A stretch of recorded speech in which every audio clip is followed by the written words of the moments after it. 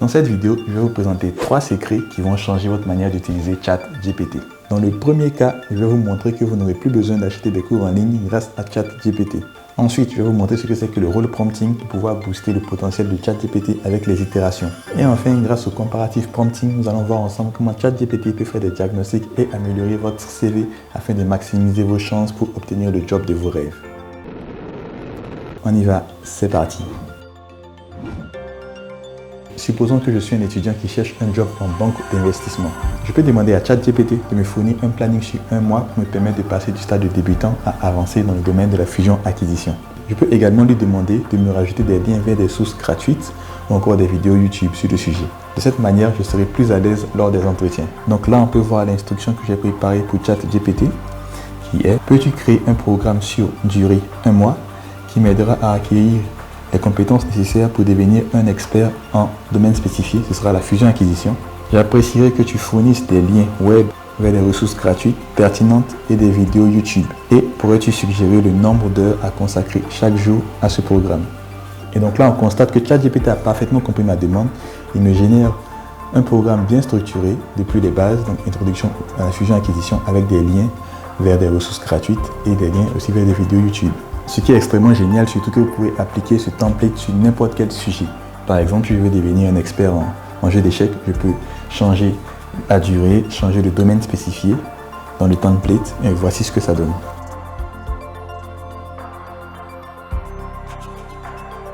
Et pareil, si je veux devenir un expert en JavaScript, il me suffit de changer le domaine spécifié et d'entrer simplement JavaScript. Et ChatGPT va me sortir aussi automatiquement un programme bien détaillé pour pouvoir passer du stade de débutant à avancé. Ne vous inquiétez pas, je vous rajouterai cette instruction dans la description de la vidéo. Pensez également à vous abonner. Et si au cours de votre apprentissage, vous tombez sur des termes complexes, on peut demander à ChatGPT de les expliquer simplement. Voici un exemple de cas. Donc je vais donc demander à ChatGPT ce qu'est un carve-out. Il me dit que c'est une opération financière qui consiste à scinder une partie d'une entreprise pour la vendre, la séparer ou la faire fonctionner de manière autonome. Sa réponse m'a l'air plutôt bien détaillée, mais on va faire plus simple. Je vais lui demander de m'expliquer comme s'il parlait à un enfant de 5 ans. De cette manière, ChatGPT va simplifier sa réponse et pouvoir donner également des analogies pour vous permettre de mieux comprendre le terme expliqué. Et donc là, il fait l'analogie avec le puzzle. Et figurez-vous que grâce à cette technique, tous les termes de finances complexes ne me font plus peur du tout. Et en plus de cela, je peux demander à ChatGPT de me générer des études de cas qui vont me permettre de m'exercer pour pouvoir tester mes compétences de manière pratique. Et donc là, il me propose une étude de cas pour un entretien en fusion-acquisition qui concerne la fusion de 2 sociétés. Donc une qui est une entreprise de logistique et une autre qui est une société e-commerce. Et ce cas m'a l'air plutôt intéressant et complet. Donc voyons maintenant le deuxième secret que je voulais partager avec vous.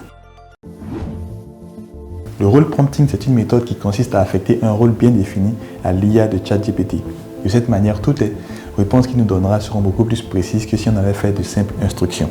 Et donc, comment ça fonctionne? Tout d'abord, il faut demander à ChatGPT d'ignorer toutes les instructions précédentes qui lui ont été demandées. Ensuite, il faut lui demander de se mettre dans la peau d'un expert. Ça peut être un expert dans l'email marketing ou dans tout autre domaine. Lui dire qu'il est expert depuis 20 ou 30 ans par exemple. Et enfin, lui définir la tâche qu'il doit réaliser. Voyons ensemble à quoi ça ressemble dans un cas pratique. Je lui dis qu'il est un expert en email marketing qui a exercé depuis 20 ans pour aider les débutants à progresser. Donc sa tâche maintenant est de me proposer 10 objets d'email avec des taux élevés de cliquabilité. La société en question est spécialisée dans le transport de colis en particulier, dont l'avantage est de proposer des prix plus bas que les concurrents. Voici ce que ça donne. Alors là, il m'a proposé 10 résultats que je trouve plutôt intéressants. Donc par exemple, envoyer vos colis en toute sécurité à des tarifs imbattables. Et là, on va commencer à procéder aux itérations, de telle sorte qu'il nous améliore la réponse qu'il nous a déjà donnée. Donc si je lui dis par exemple de me lister des raisons pour lesquelles un prospect n'ouvrirait pas cet email, il va donc me donner une liste de raisons potentielles. L'objet de l'email n'est pas clair et n'indique pas clairement l'offre proposée. Le prospect ne connaît pas d'entreprise ou n'a jamais entendu parler d'elle, normal. Et bien ce que je vais lui demander maintenant, c'est de me donner encore 10 exemples d'emails en tenant compte des raisons qu'il m'a citées précédemment. De cette manière, je suis sûr d'avoir un résultat encore meilleur. Et donc là, on a envoyé vos colis en toute sécurité à des tarifs imbattables dès maintenant.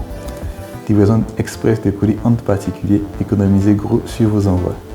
Alors, on sent que les objets sont encore plus travaillés et un peu plus longs.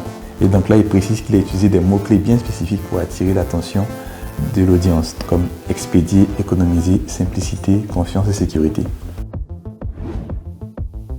Enfin, la dernière technique que je vais vous présenter, c'est le comparative ou data prompting.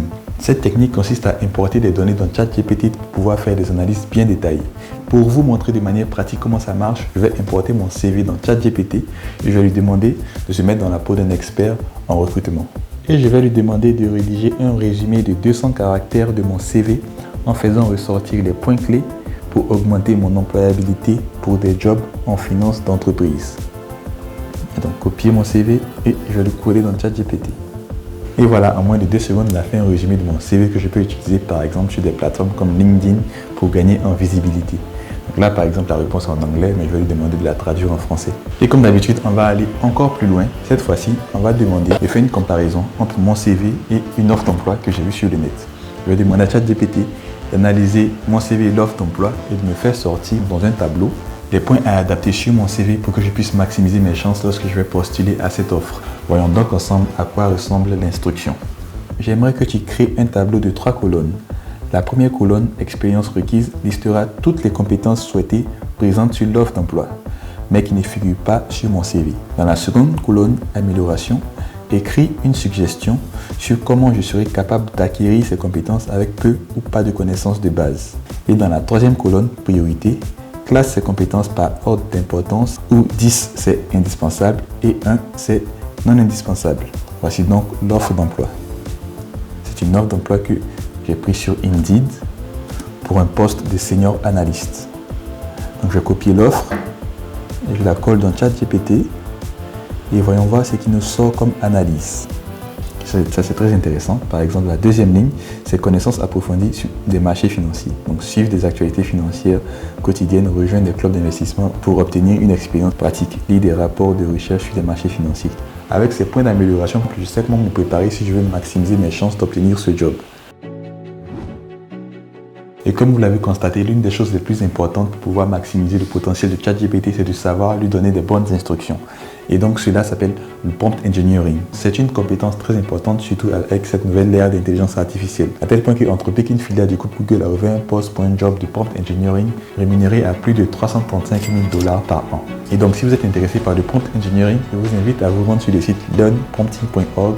C'est un site qui regroupe une communauté de plus de 100 000 membres et sur lequel vous avez également des cours de niveau débutant à avancé qui vous apprennent la base de ce que c'est que le prompt engineering.